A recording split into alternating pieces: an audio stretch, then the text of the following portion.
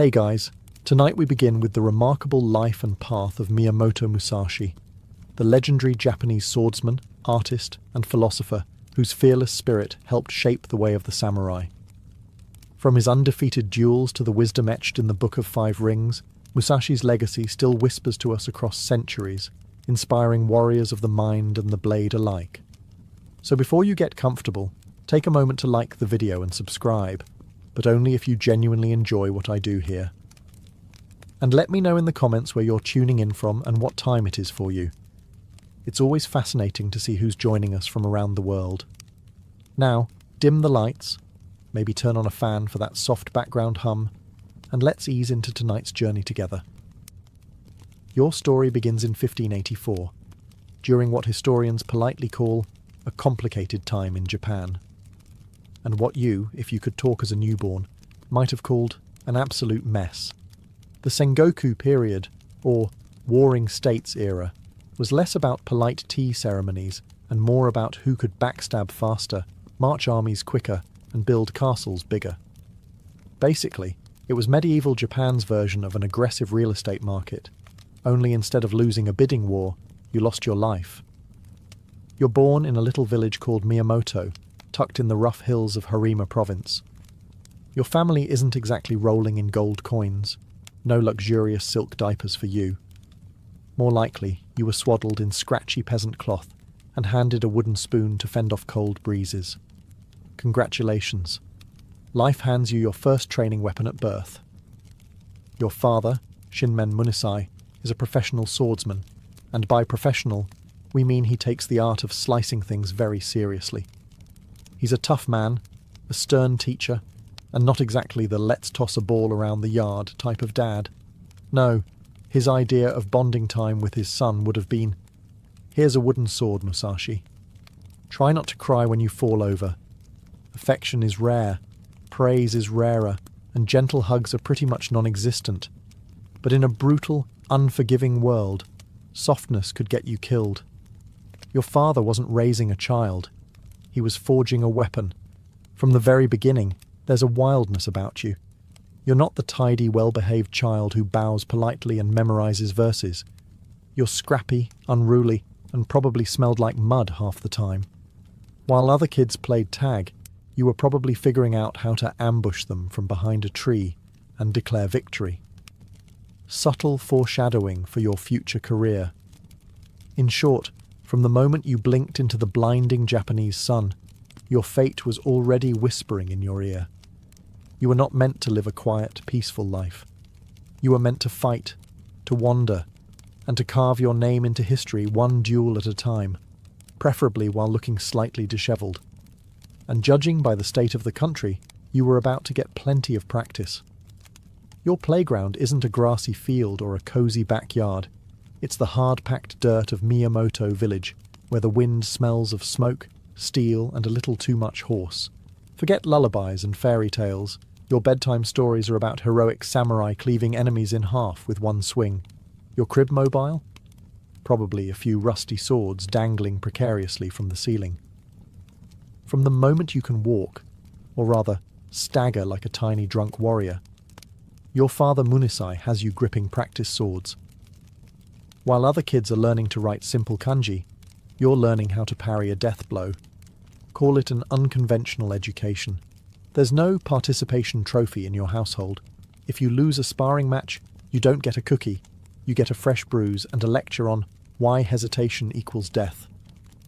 Munisai is a hard man. Legend says he won official duels under the Ashikaga shogunate, but parenting wasn't exactly his strong suit. His love is sharp-edged, practical, and delivered with the subtlety of a cannon blast. Praise? Maybe once, when you didn't fall flat on your face after a heavy blow. Otherwise, silence. Because in his mind, survival is its own reward. And yet, something in you thrives under this pressure. While other boys dream of feasting and fame, you dream of battle rhythms, of predicting an opponent's next move before they make it. You don't see the sword as just a weapon. You see it as an extension of yourself, like an iron heartbeat echoing in your hands. You are not pampered. You are not comforted. Instead, you are honed, day after brutal day, like a blade against whetstone. Even as a boy, you start to grasp the cold truth of your world. Victory is not about being stronger. It's about being smarter, faster, and just a little bit meaner than the guy across from you. The villagers whisper about you. That wild kid with the stare too sharp for his age. That boy who never cries when he bleeds. Some shake their heads. Some nod in respect. But one thing is clear. By the time you are barely a teenager, you are already something different. Not just a boy. Something far, far more dangerous is growing inside you. It happens when you're 13. That awkward age when most kids are trying to figure out how to catch a fish or maybe survive a spelling bee. You, however, are preparing to commit legalized murder. Welcome to feudal Japan, where puberty comes with a side of sword fights. A travelling samurai named Arima Kihei shows up in town. He's from a local martial arts school, and he's cocky enough to think a village boy would never dare challenge him. Big mistake. Word gets around fast. Musashi is going to duel a real samurai. The villagers gather, whispering and placing discreet bets. Even your own family looks at you the way one might look at a chicken marching into a fox den. They expect a massacre. They expect you to be the one on the ground, bleeding and embarrassed. But here's the thing. You're not interested in losing. You're 13, scrappy, furious at the world, and wielding a wooden sword that still smells like firewood. It's not exactly the stuff of heroic legends, yet. When the duel starts, Arima Kihei does what seasoned swordsmen do. He underestimates you. Maybe it's your size. Maybe it's the fact you probably still have dirt smudged across your face from that morning. Big mistake number 2. Without any formal bowing or dramatic speeches, you lunge. Fast, savage, raw instinct. You catch him off guard, crashing into him with all the grace of an avalanche. Before the villagers can gasp, before Arima can even pull himself together, he's on the ground, groaning, bleeding, humiliated. A grown samurai, bested by a barefoot teenager wielding a glorified tree branch. You don't just win, you announce to the world that Musashi is not a name to be ignored. It's a name to fear. Of course, your father's reaction is complicated. Pride, maybe, relief, certainly. But also a hint of fear, because even Munisai can see it now. The boy he forged is starting to surpass even his brutal expectations. As for you, you feel nothing but clarity. You were born for this. Not to farm, not to bow and scrape, but to duel, to defeat, to rise. First blood has been drawn.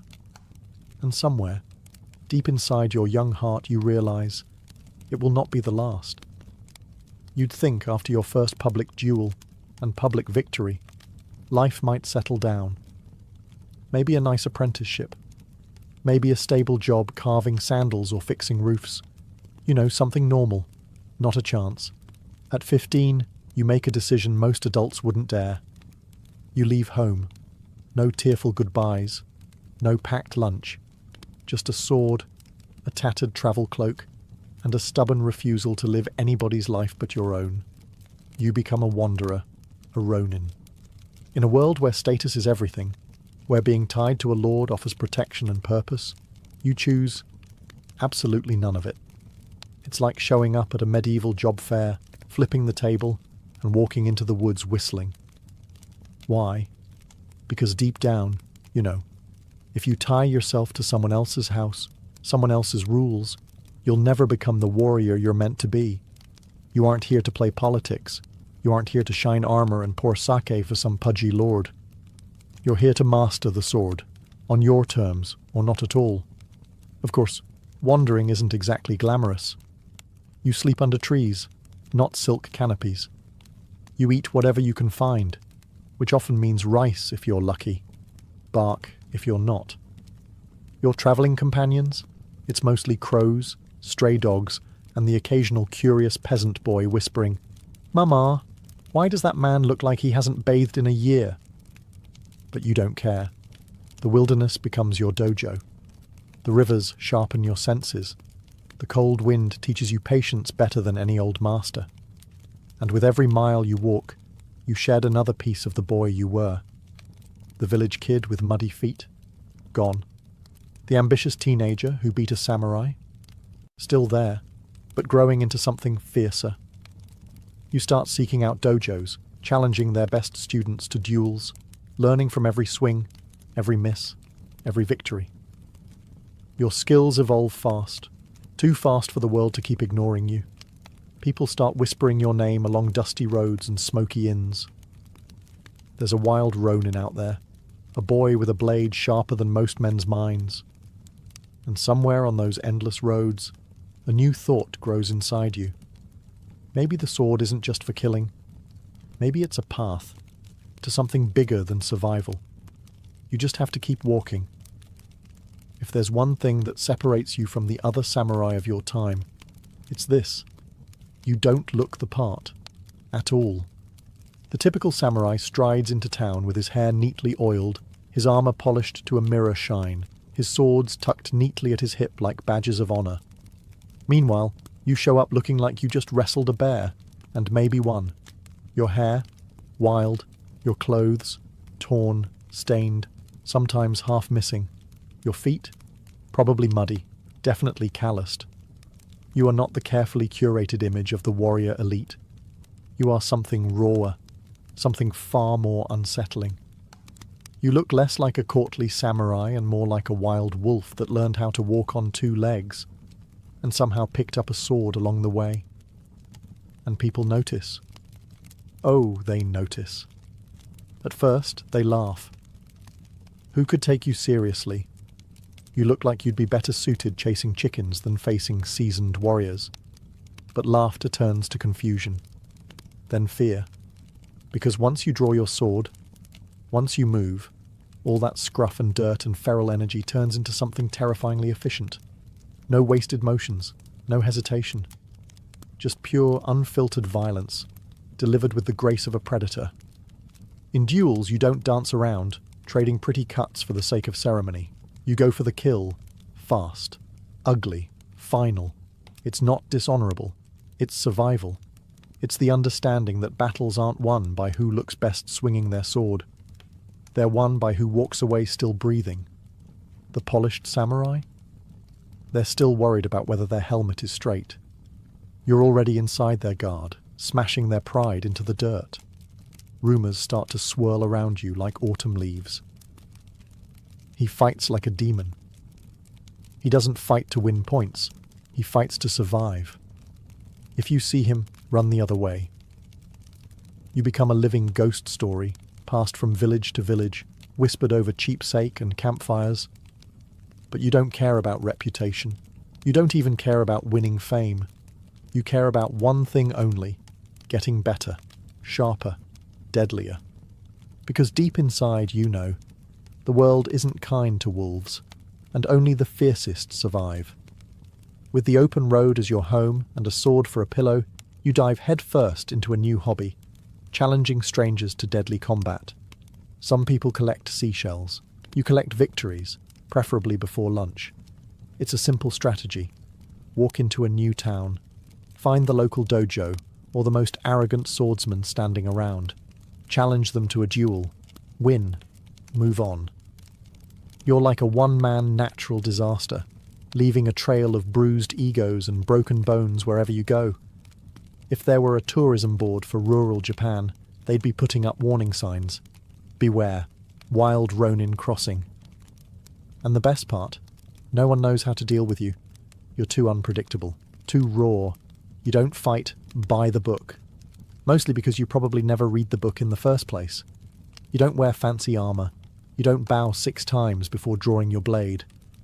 You don't politely wait for your opponent to compose a haiku before the first strike. Nope. You size them up in an instant, find the fastest route to victory and take it, brutal, efficient, and without apology. Sometimes you use a real sword, sometimes a wooden stick. Once, according to later legends, you beat a man senseless with a random boat oar you found lying around. Because for you, it's not about the weapon, it's about the mind behind it. And your mind? Sharp as the edge of a katana, and twice as dangerous. With every duel you learn. Not just about technique, but about people. how they telegraph their fear through trembling hands, how their eyes widen a fraction before they strike, how pride always makes them predictable. You're not just fighting bodies, you're dismantling spirits. By the end of your teenage years, your win column looks ridiculous. More victories than birthdays, more bruised opponents than there are flavors of sake. You don't stick around to bask in your fame. No trophy ceremonies, no parades. You just nod once, maybe mutter something profound like, and head for the next dusty road, the next opponent, the next lesson.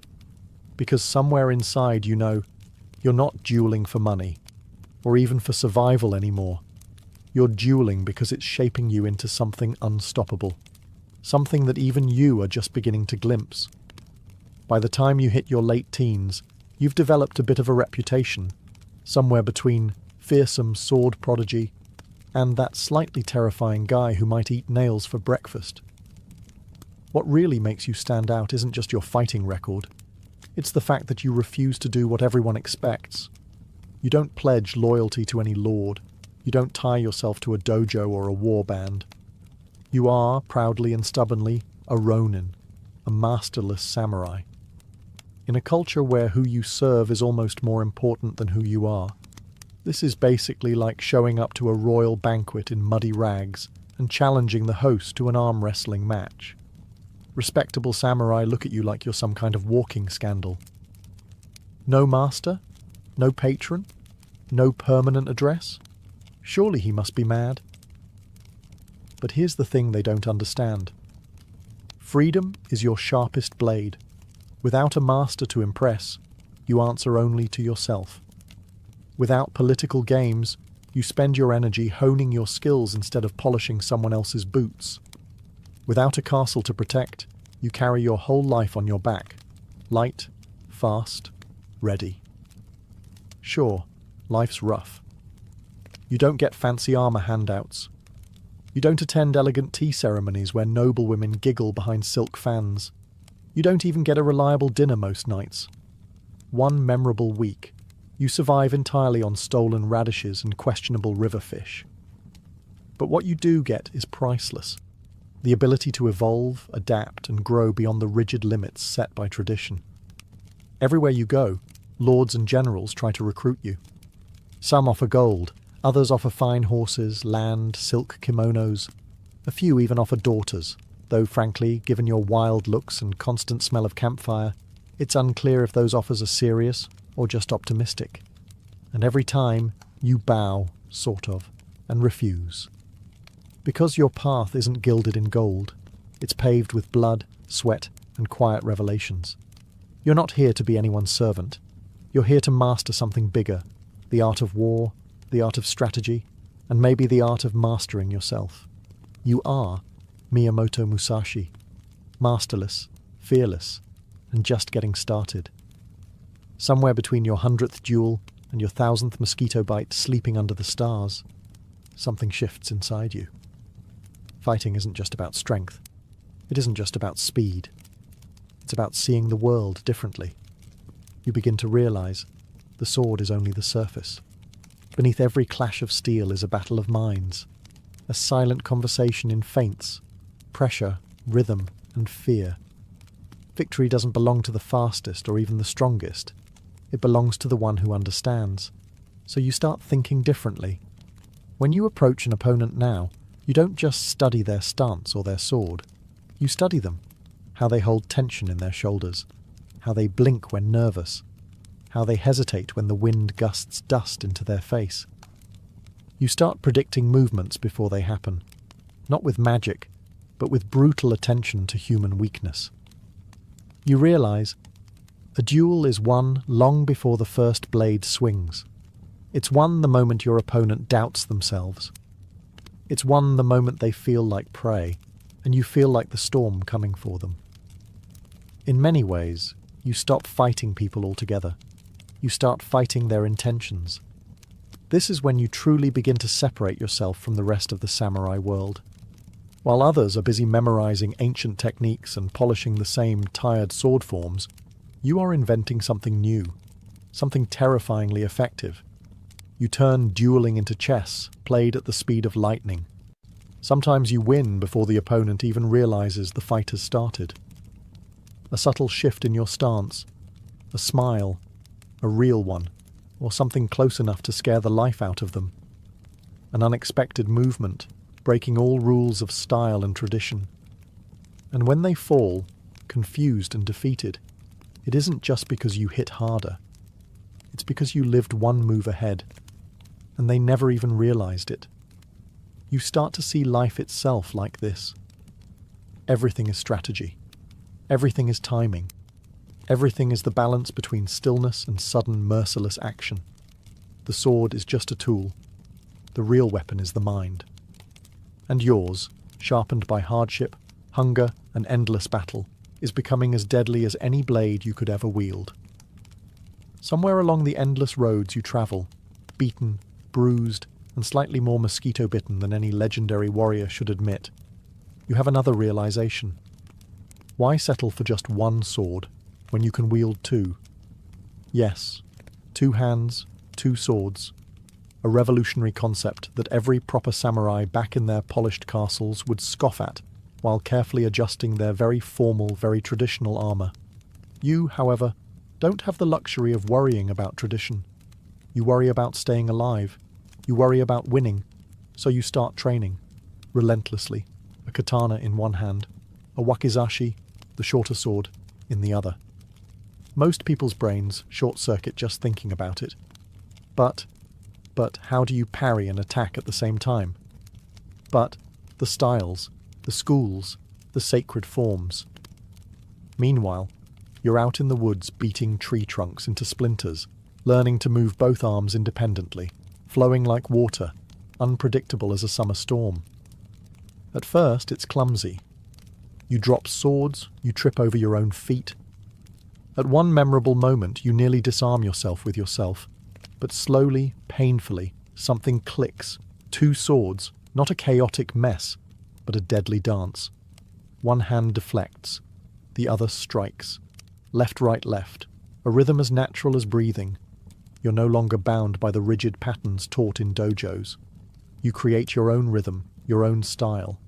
And soon, your 2-sword technique, Niten Ichi Ryu, becomes as much a part of you as your own heartbeat. The beauty of it? No one knows how to fight you anymore. Single sword fighters are confused. Spearmen are frustrated. Archers don't even get the chance to be frustrated. Your enemies expect one threat. They get 2. They prepare for a sword duel. They get overwhelmed by a hurricane. The more formal samurai shake their heads in disgust, muttering into their sake about disrespecting centuries of tradition. But you don't hear them. You're too busy surviving, winning, innovating. You don't fight for style points. You fight to carve a new path through a dying, rigid world. A path where adaptability, not ancestry, is the true mark of mastery. 2 swords, one purpose, victory, and you're just getting started. By now you've carved quite a reputation for yourself. You're the storm that drifts into town, flattens the local champion, and disappears before anyone can even start carving your name into a wooden plaque. But eventually, storms need bigger mountains to clash against. Enter the Yoshioka school. The Yoshioka clan isn't some scrappy village dojo. They're elite. They're powerful. Their name carries weight in Kyoto, the cultural heart of Japan, a city filled with silk robes, carefully trimmed beards, and egos the size of small mountains. The Yoshioka aren't just teaching swordsmanship. They're practically an institution. Winning a duel against them would be like an upstart garage band crashing a Royal Opera House and stealing the show, which naturally sounds like exactly the sort of thing you'd do. So you march into Kyoto, dusty, scruffy, and probably smelling faintly of river water and stubbornness, and you issue a challenge to Yoshioka Seijuro, the head of the school.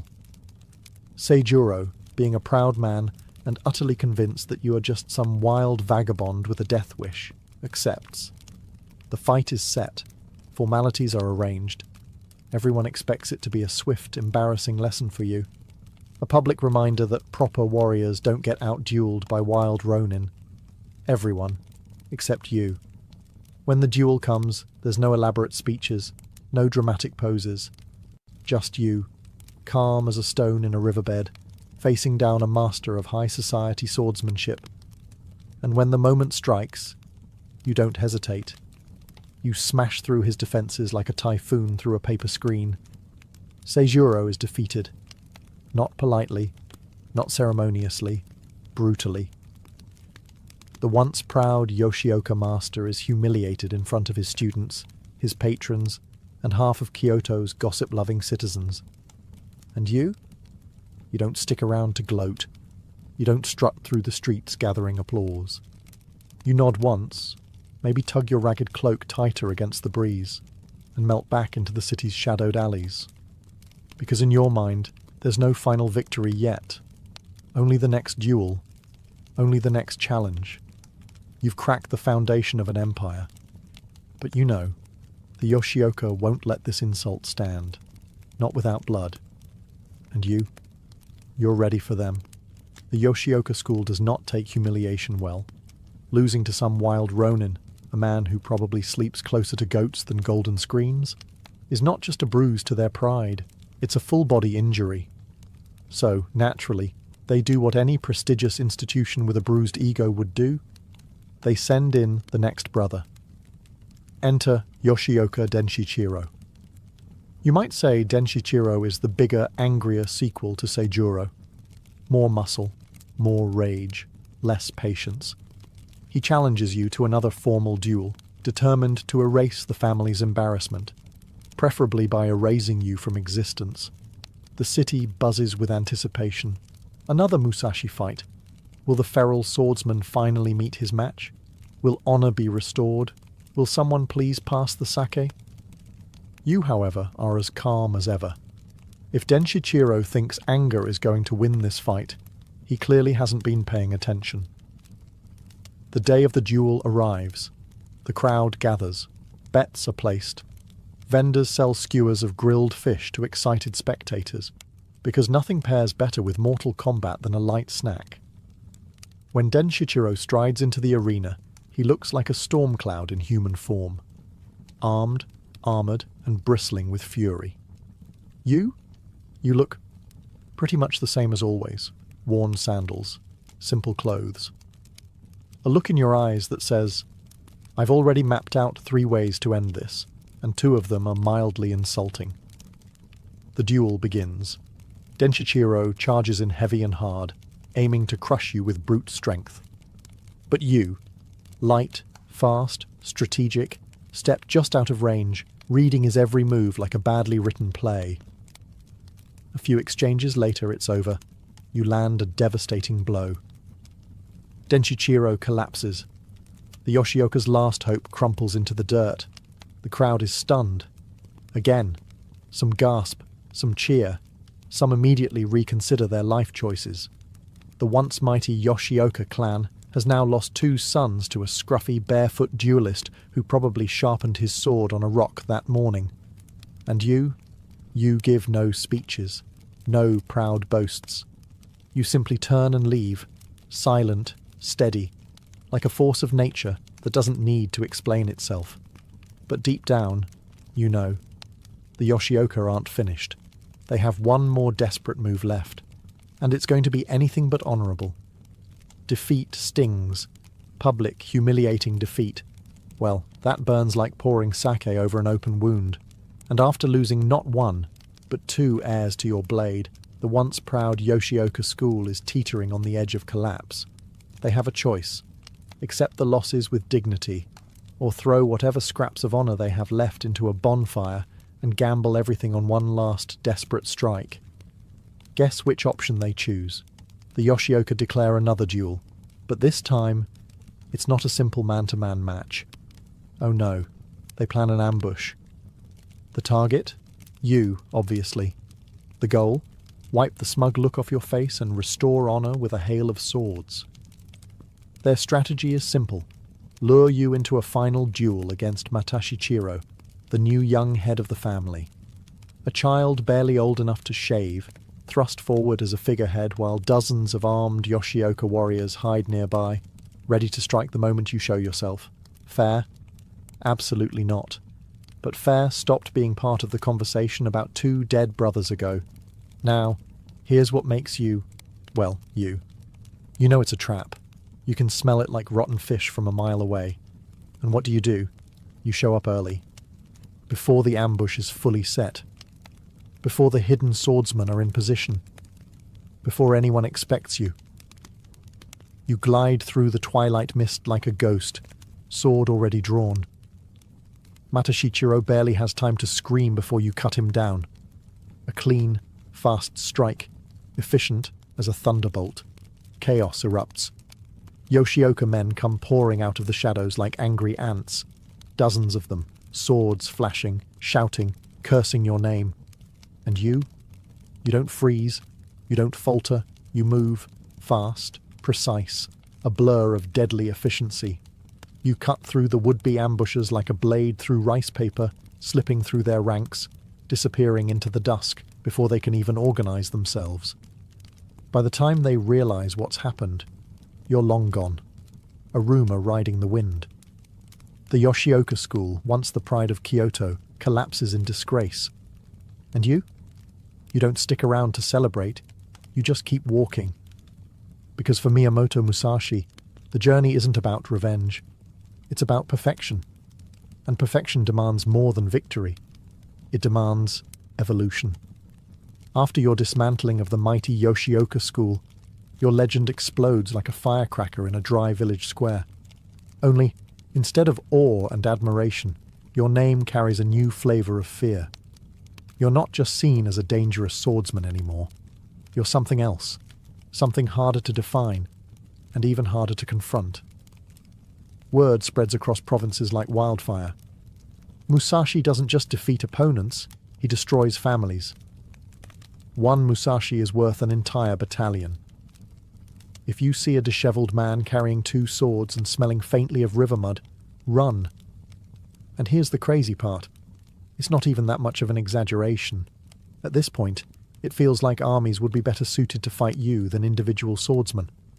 One-on-one duels? Child's play? Ambushes? Try harder. Even groups of trained fighters can barely touch you. You've reached a level where facing you feels less like fighting a man and more like trying to fist-fight a thunderstorm. Part of it is skill. Sure. Your 2-sword technique, your strategy, your raw speed, they're unmatched. But the real secret weapon? Psychological warfare. Most men are beaten before they even draw their swords. When they hear your name, they remember the stories. The boy who killed a grown samurai at 13. The ronin who dismantled the Yoshioka like snapping twigs. The wanderer who uses anything, a wooden oar, a random branch, probably a particularly angry goose if it came to it, to achieve victory. They step onto the dueling ground already sweating, already doubting. And doubt, to you, smells better than victory. Because you've learned something critical. A sword can kill the body. But fear kills the soul. Sometimes you win duels without even swinging. An opponent sees that cold, steady look in your eyes, that slight tilt of your head that says, "I've already killed you in my mind." And they crumble. Some surrender, some flee. A few bravely charge, only to realize too late that they're charging into a force of nature. You're no longer just Musashi the duelist. You are Musashi the storm, Musashi the unstoppable. And as you continue walking the broken roads of Japan, one thing becomes clear. It will take more than numbers, more than blades, to stop you now. With the Yoshioka crushed and your reputation soaring, you could have done what most warriors dreamed of. Found a rich lord to serve. Earned a fancy title. Maybe even snagged a castle with decent plumbing. But no, you choose the road. Again, because deep down, you know, castles are cages, even if they're lined with gold, and so begins the long, winding, dust-choked chapter of your life. The years of wandering. You drift from province to province like a blade caught on the wind. No plan, no map, only one constant, the search for mastery. Everywhere you go, you seek out new opponents, new styles, new ideas, sword masters, monks, spearmen, bandits. It doesn't matter who or what they are. If they know something you don't, you want to face them. Sometimes you challenge them. Sometimes they challenge you. Sometimes you just bump into them while trying to steal a particularly juicy rice ball and somehow end up in a duel. Travel life is messy. Your style evolves again and again. Like a river carving new paths through stone, you adapt, refine, and shed what doesn't serve you. You don't duel for money. You don't duel for fame. You duel for the thrill of becoming. Every opponent is a mirror showing you your own flaws. And every time you break that mirror, you come away sharper. Your clothing becomes even rougher. Your sword even quicker. Your mind even more dangerous. People start telling stories about you. Strange, mythic stories. Musashi fought 3 men at once using only a fan. Musashi defeated a master spearman with a broken fishing pole. Musashi once stared so hard at a bear that the bear apologized and left. Are they true? Maybe. Maybe not. But you don't bother correcting anyone. Because you're not interested in polishing your legend. You're interested in sharpening your soul. And if that path leads you deeper into forests, over frozen rivers, through dusty mountain passes, so be it. The road is your home now, the endless horizon, your companion. While other warriors tie their fates to lords and lineages, you tie yours only to the blade, and to the endless, hungry quest for something greater than victory. Something like true understanding. And you know, you're getting closer. As the miles wear on and the seasons blur past you, something unexpected begins to stir deep inside your battle-hardened soul. A longing for something. More. Not more duels, not more blood, not even more victories. Something quieter, something deeper. Art. It starts subtly. After a long day of training or travel, you find yourself picking up a brush instead of a sword. At first, your calligraphy looks like what happens when a cat runs across wet ink. Not exactly museum quality, but just like with swordsmanship, you don't expect to be good right away. You expect to become good, through patience, through discipline, through relentless practice. Soon, you're painting landscapes. Hills, rivers, birds frozen mid-flight.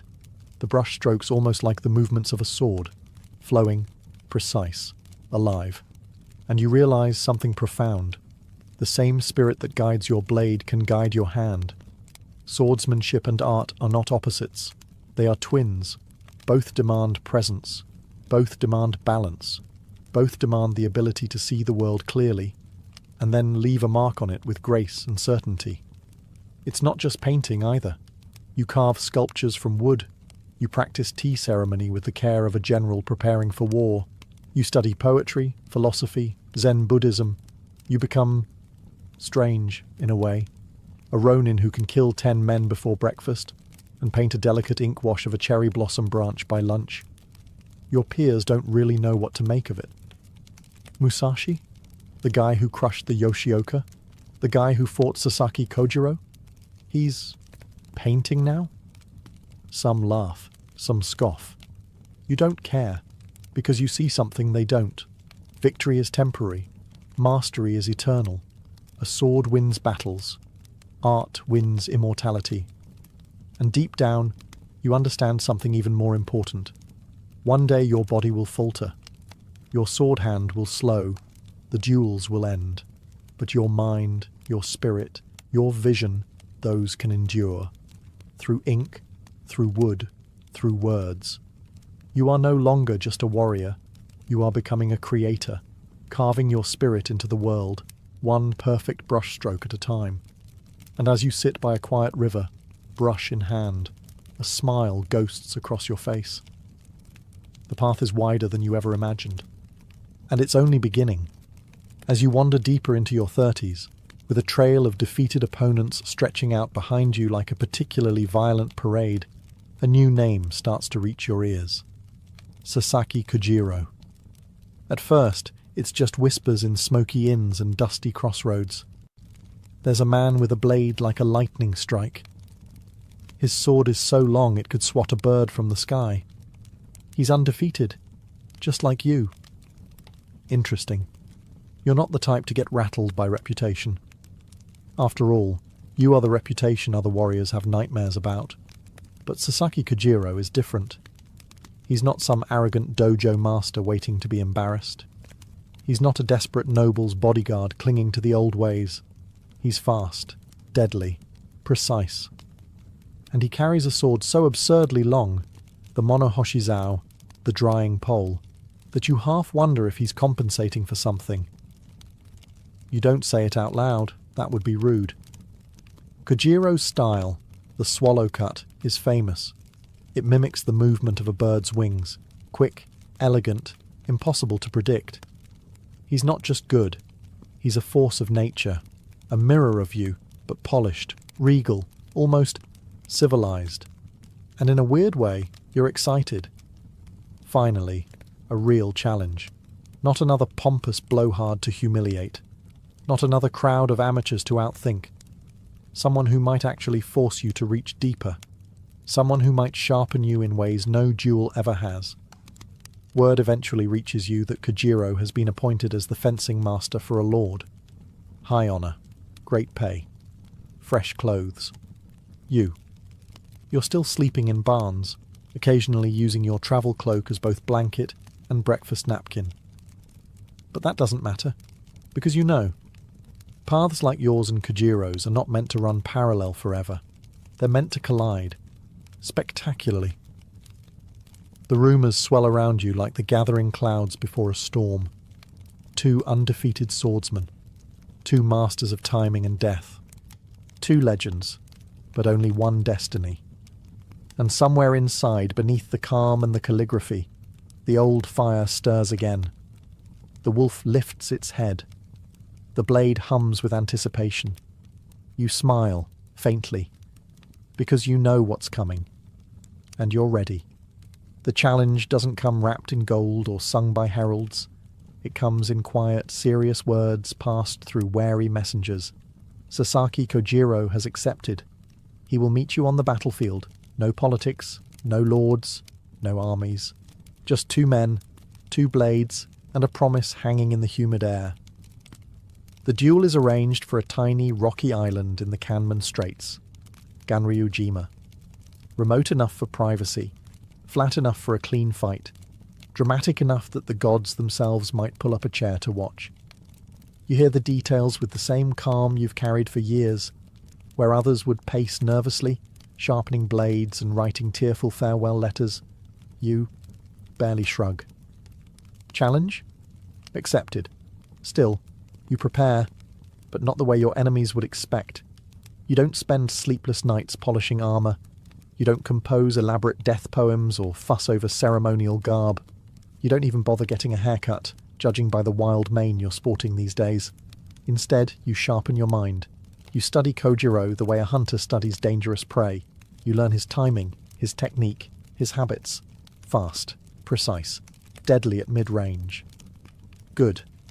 Because you've already decided you're not going to fight Kojiro at his own game. That would be suicide. You're going to change the game entirely. You ask for a small boat to take you to the island on the day of the duel. You carve a wooden sword, a bokken, from an oar during the ride. A simple piece of wood, roughly the length of Kojiro's absurdly long blade. No polished steel, no gleaming armour, just rough wood and sharp intent. Because you understand something most warriors never learn. Victory isn't about using the best weapon. It's about using the best mind. As you ride toward the island, the wind in your hair and the salt on your skin, you feel it. The stillness before the storm. The coiling tension of two titans about to collide. The quiet, thrilling certainty that this day, this fight, will echo through time. And you smile just a little, because you're not here to survive. You're here to win. The boat bumps against the shore of Ganryujima, and you step out, cradling your makeshift wooden sword, a carved oar, rough and unpolished, still smelling faintly of river water and stubbornness. Across the beach, you see him, Sasaki Kojiro. He's already waiting. Tall, lean, composed, dressed in elegant robes, carrying his famous monohoshizao, the drying pole, a sword so long it looks like it belongs on a ship's mast, not in a duel. He's polished, prepared, perfect. And you? You look like you wandered onto the beach by accident after a particularly spirited night in a tavern. The crowd, retainers, witnesses, curious fishermen, murmurs as they see you. Some snicker. Some shake their heads. He's late. He's disrespectful. He's armed with a stick. Kojiro's lips tighten into a sneer. He's already angry, already off balance. Good. You intended it that way. You didn't come late out of arrogance. You came late to disrupt him, to break his rhythm before the blades even crossed. Because you understand, a duel isn't won when the swords strike. It's won the moment the opponent loses control of his mind. Kojiro, unable to contain himself, unsheathes his massive sword in one fluid, beautiful motion. They say the swallow cut, his signature technique, can sever a bird's wings mid-flight. Fast, precise, unbelievably deadly. But as he moves, something happens. Something subtle, something critical. He hesitates, just for a blink. Thrown off by your ragged appearance, your audacity, the absurd sight of a man calmly advancing with a boat oar. And that's all you need. You surge forward, faster than a striking hawk. Your wooden sword whistles through the salty air. One single perfect blow. The crack of wood against skull echoes across the island. Kojiro collapses. Instant, final.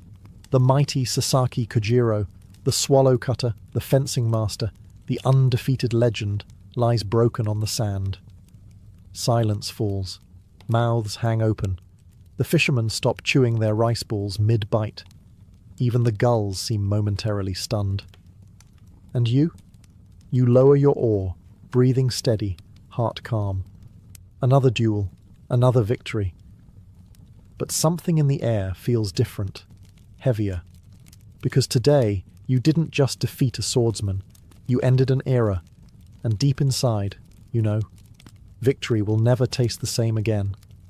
Ganryujima lies quiet after the clash, the waves lazily lapping at the blood-sprinkled sand, the wind whispering through the grass as if afraid to disturb what just happened. You stand over Sasaki Kojiro's fallen body, the crude wooden sword still heavy in your hand. Victory. Complete. Undeniable. But as the adrenaline fades, something colder seeps into your bones. You look around. The witnesses, the samurai retainers, even the fishermen, all stare at you like they're seeing a ghost. Not a man. There's no triumphant cheering, no celebratory cries, only silence. A heavy, uncertain silence that clings to your skin more tightly than sweat. Because today wasn't just another duel. It wasn't a local champion or an arrogant heir you bested.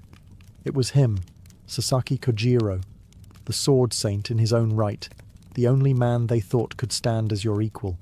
And now he lies there, crumpled like a broken fan. You realize something in that moment, something you hadn't truly understood until now. At a certain height, there are no more rivals, there are no more equals, just a lonely peak, high above the clouds, and you, standing there alone. You turn without ceremony and walk away, leaving the body behind, leaving the stares, the judgment, the whispered legends, already beginning to sprout like weeds in the sand. As you board the small boat to return to the mainland, the wooden oar-turned sword clunks against the side of the vessel, awkward and out of place, just like you feel inside. The boatman, an old man with weathered hands, rows silently, not daring to speak. You stare back at the shrinking island, a small speck of land where two destinies clashed and only one survived. Ganryujima will forever be tied to your name. Poets will sing of it. Scribes will exaggerate it. Old men will argue over it in smoky inns you'll never visit. But you feel no joy, no pride, only a sense of something irreversible. The path you walk now isn't the path of a swordsman seeking glory. It's the path of a swordsman seeking meaning. In a world where fewer and fewer opponents remain, the oar creaks, the water shimmers, the wind carries your name across the waves, and you wonder, quietly, what's left to conquer when you've already defeated everything? Kojiro's death lingers in the air long after you leave Ganryujima, not as a triumph, not as a trophy, as a weight. You try to brush it off at first. Another duel, another victory, just like the dozens before it. But this one is different, because Kojiro wasn't a thug from some backwater village. He wasn't an overconfident dojo master with more pride than skill. He was a true swordsman, a mirror of your own relentless pursuit of mastery. And you killed him, not just physically, but spiritually. You shattered a man who, had the world been kinder, might have stood beside you, not across from you. People celebrate, of course. They retell the story in 100 different ways. Musashi arrived late to unnerve Kojiro. Musashi carved an ore sword on the way just to mock him. Musashi struck him down before Kojiro could even blink. The tales grow bigger, louder, more ridiculous. By next month, someone will probably claim you rode to the island on the back of a giant fish and fought with a tree trunk. You hear these stories. You even smirk at a few of them. But deep inside, none of it feels like victory. It feels like the closing of a door you can never open again. With Kojiro gone, the world seems smaller, duller, a little emptier. Because now you know, there are fewer and fewer men left who can meet your blade with true understanding. Fewer who can dance on the edge of death with you, seeing the same beautiful, terrifying truth. You didn't just defeat Kojiro, you outlived him, and somehow that feels like a heavier burden. Late at night, sitting by a lonely campfire, you catch yourself replaying the fight in your mind. Not with regret, not with guilt, but with a kind of aching respect. Kojiro was your greatest challenge. And now, he's a ghost that will walk beside you for the rest of your days. You stare into the flames. The road ahead stretches onward, longer, lonelier, quieter. And somewhere inside, you understand. The more victories you claim, the more solitude you inherit. It's not the duels that will be your undoing. It's the emptiness they leave behind. After Ganryujima, the world hails you as unstoppable. The swordsman who felled Sasaki Kojiro, the ronin who fears nothing, the legend who walks among mortals. And yet, for all the admiration, all the whispered awe that trails your footsteps like dust, you feel nothing. Victory used to burn bright in your chest, a fire fueled by the thrill of survival, the hunger for mastery. Now it flickers low, starved of meaning. You wander through villages where children pretend to be you, swinging sticks and shouting your name. At inns, drunkards lift their cups in your honor, spinning tales so grand that even you wouldn't recognize yourself in them. Musashi fought 10 men at once and didn't spill a drop of his tea. He can slice a falling leaf in half from 20 paces away. He once beat an entire dojo using nothing but his glare. You smile politely when you hear these stories. You nod, you bow, you drink their rice wine. But inside, it's like chewing ash, because you know the truth they don't. The duels were never about fame, never about building a legend. They were about the pursuit, the endless, painful, beautiful pursuit of something perfect, something whole. And now that pursuit feels hollow. You used to dream of opponents worthy of you. Now you dream of quiet rivers, empty paths, the wind through pine trees. Because there's no opponent left to chase. The world is too small now, too fragile. You watch other warriors polish their armor, polish their reputations, chase titles and court favor. You feel like a wolf among house dogs. You don't belong in courts or castles. You don't belong on thrones or under banners. You belong nowhere, and everywhere. Victory, you realize, is a strange sort of death. The death of striving, the death of hunger. You have won too much. And the price of that is solitude. Deep, vast solitude that no drink, no song, no cheering crowd can ever fill. So you keep walking, not toward glory, not toward battle, but towards something quieter, something you can almost hear on the edge of the wind, a whisper of a different kind of mastery, a mastery not of others, but of yourself. The road stretches on, but your footsteps begin to slow, not because of age. Your body is still sharp, your reflexes still faster than a striking snake. No, it's something deeper, something tugging at the edges of your soul, whispering that the battles you need to fight now aren't out there anymore. They're inside. You start to withdraw from the life of endless dueling, not because you fear defeat, but because victory no longer feeds you. You've slain giants, you've conquered masters, and in doing so you realize the only true enemy left is yourself. You spend more time alone now, days, weeks, even months wandering the mountains and forests in solitude. No crowds, no challenges, just the whispering bamboo, the rushing rivers, the endless, watchful sky. The sword stays at your side, but you draw it less and less. Instead, you draw ink across paper, crafting calligraphy that flows like water. You carve wood, shaping figures not to kill, but to create. The same discipline that honed your killing edge now turns inward, honing your spirit. You study Zen Buddhism more deeply, not in smoky temples, but on your own, through experience. You meditate under waterfalls. You fast until your body feels lighter than air. You sit in perfect stillness, hours passing like seconds. You start to understand that mastery isn't about domination. It's about harmony, balance, knowing when to strike and when not to. You realize that the perfect duel isn't the one where you crush your opponent. It's the one you never have to fight. Conflict, you see, is a wave. True mastery is stepping aside before it crashes. The wild wolf that tore through Japan's best swordsman is still inside you, but now he sits, calm, at the edge of your consciousness, not caged, not broken, tamed, not by fear, but by wisdom. People still seek you out, of course. Young hotheads who want to test themselves. Old masters desperate for one last taste of glory. Sometimes you fight them. Sometimes you turn them away with a word, a glance. And in both, you are victorious. Because the battle for your soul, the hardest battle of all, is one you're finally starting to win. Eventually, even the open road feels too crowded, even the mountains too noisy. You need somewhere quieter, somewhere where the last distractions, fame, memory, even ambition, can't find you.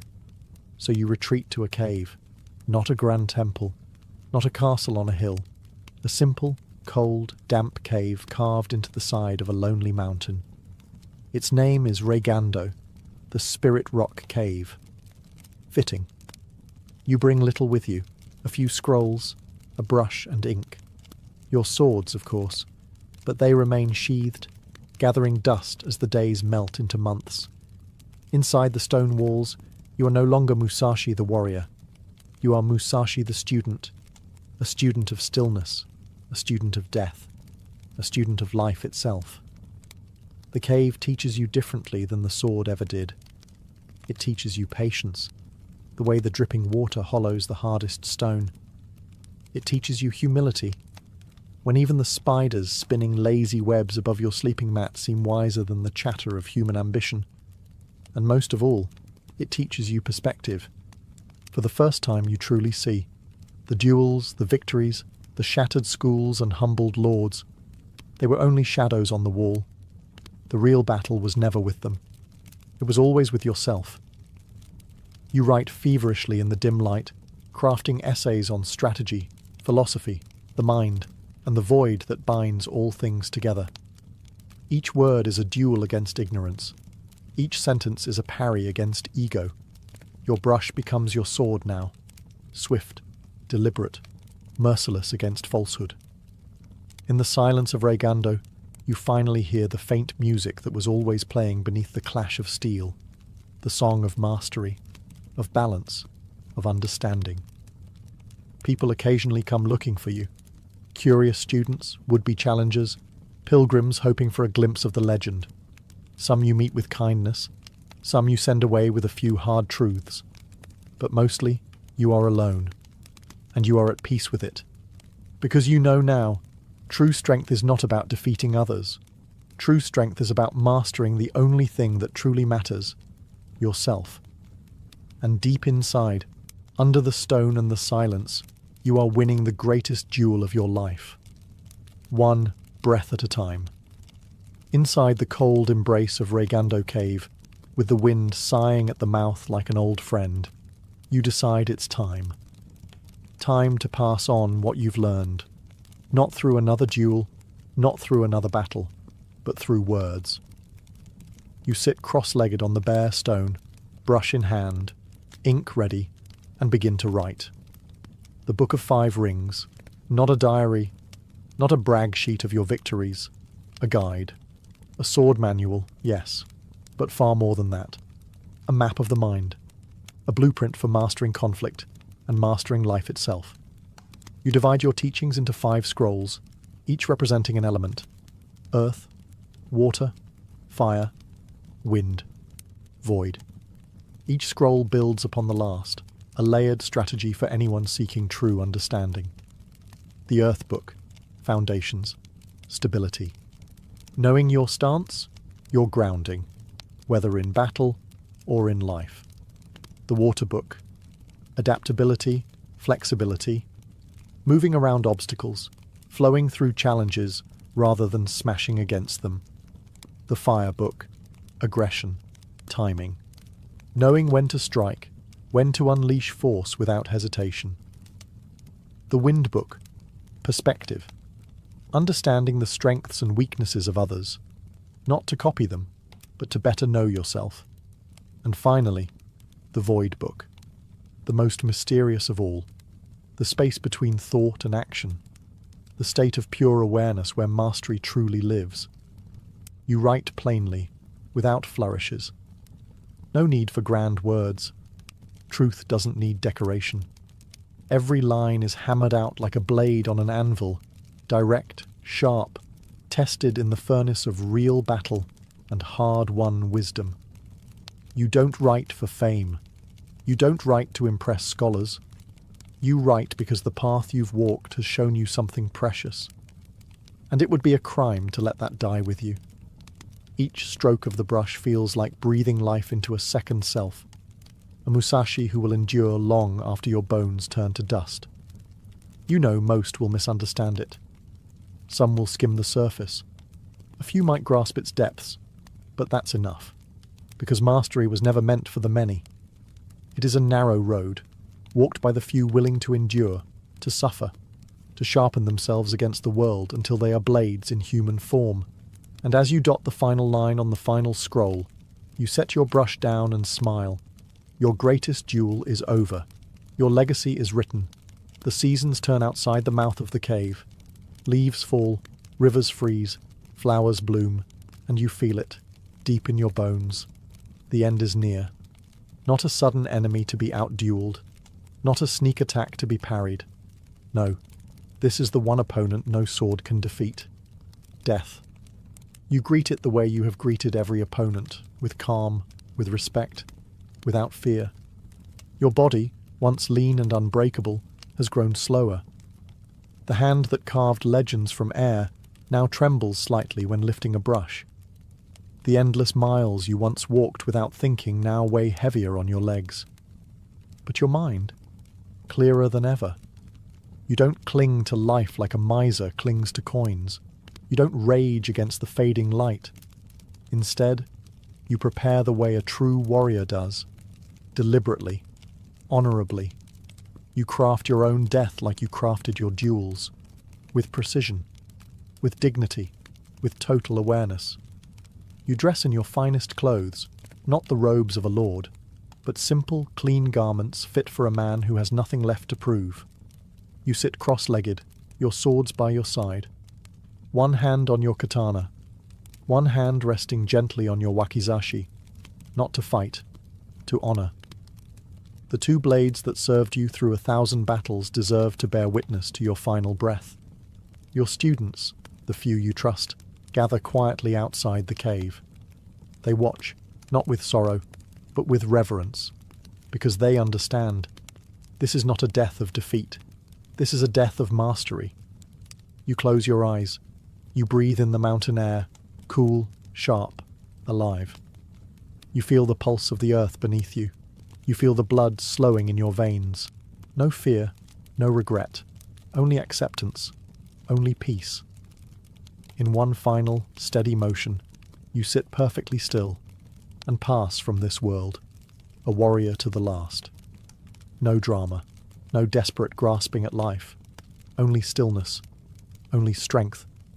Miyamoto Musashi dies as he lived, undefeated, unbroken, untamed. And as your spirit drifts beyond the veil, somewhere, in the far distance, 1,000 cherry blossoms drift on the wind, and the sword falls silent. Long after your body fades into the quiet earth, your name refuses to die. It clings to the mountains, it rides the rivers, it echoes in the halls of warriors and scholars alike. Miyamoto Musashi, the man who lived by no one's rules, who carved his path with blade and mind, who turned battles into art and solitude into a kingdom. They tell your story in ways both grand and strange. Some say you fought 100 men single-handedly. Some say you could slay a bird mid-flight with a single throw of a wooden sword.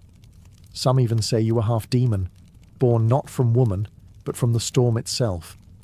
You, who once slept under trees with nothing but your swords and a stubborn will, now live on in ink and legend, across scrolls, paintings, novels, plays. Your Book of 5 Rings becomes a treasure not just for swordsmen, but for generals, businessmen, philosophers, anyone seeking to master conflict, mastery, or even themselves. In a world that changes with every passing season, your teachings remain stubbornly true. Observe clearly, move decisively, adapt like water, strike without hesitation, know yourself utterly. You become more than a warrior. You become an ideal, a symbol of the eternal struggle between discipline and instinct. A reminder that true mastery is not about beating the world, but mastering the storm within. Statues are raised in your honor. Swords are named after you. Video games, manga, movies. Your spirit finds new forms you could never have imagined, sparring across screens and pages. But none of it captures the full truth. Because the real Musashi is not the man with 2 swords standing triumphant over broken foes. The real Musashi is the man in the cave, brush in hand, writing words for a future he would never see. The man who understood that strength without wisdom is hollow, that life without reflection is a blade without an edge. You are more than victories. You are more than battles. You are a path, a question, a mirror held up to anyone who dares to walk alone. And as centuries pass, as kingdoms rise and fall, one thing remains. Your story still whispers to those bold enough to listen. Walk the path. Face yourself. Become more. And somewhere, deep in the stillness between heartbeats, the spirit of Musashi smiles. If someone were to ask, hundreds of years after your death, what was Musashi's greatest lesson? They might expect tales of swordsmanship, of technique, of dueling brilliance, and they wouldn't be wrong. But they wouldn't be right either, because your greatest lesson wasn't how to win a fight. It was how to live, and how to die, without fear. You taught that mastery isn't just about defeating others, it's about defeating weakness within yourself, the fear of failure, the hunger for approval, the desperate need to cling to comfort and certainty. You showed that to walk the true path, you must be willing to walk it alone, without titles, without applause, without even the promise of success. You must be your own master, your own rival, your own flame in the darkness. Through your battles, through your solitude, through the simple, fierce grace of your life, you taught this unshakable truth. Strength without purpose is hollow. Skill without spirit is meaningless. Victory without honor is ash. The duels were never the point. The blood spilled, the reputations shattered. They were just echoes of a deeper struggle. The real enemy was always within. The doubts, the fears, the illusions, and you conquered them not with brute force, but with clarity, with patience, with relentless, merciless honesty. Your Book of Five Rings isn't a book of how to kill. It's a book of how to live, strategically, wisely, courageously. Even today, when a young fighter laces up their gloves, or a tired soul faces a crossroads, or a quiet mind searches for meaning in a noisy world, your spirit is there, not shouting, not boasting, just standing quietly at the edge of the path, nodding once, as if to say, "You already have everything you need. Now, walk." Your life was a battle, your death was a meditation, and your legacy is a call, a challenge that stretches across centuries to anyone bold enough to hear it.